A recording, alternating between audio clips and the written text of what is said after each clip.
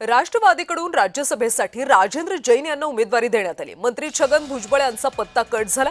राजेंद्र जैन हे प्रफुल्ल पटेल यांचे निकटवर्ती आहेत। ज्येष्ठ नेते भुजबळांचा योग्य सन्मान करणार प्रदेशाध्यक्ष सुनील तटकरे यांनी ही माहिती दिली। राज्यसभेच्या रिक्त जागेसाठी राष्ट्रवादीने धक्कातंत्र वापरत राजेंद्र जैन यांच्या नावाची अधिकृत घोषणा केली।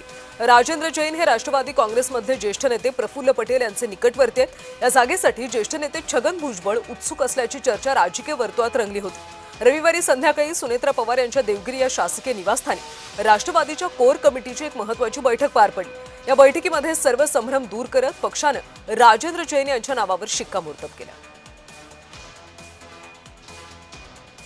उमेदवार म्हणून राजेंद्र जैन हे आज पक्षाने त्या ठिकाणी अधिकृतरित्या उमेदवार ठरवलेले आहेत। विधान परिषदेमध्ये गोंदिया भंडारा स्थानिक स्वराज्य संस्थेतून यांनी 12 वर्ष प्रतिनिधित्व केलं।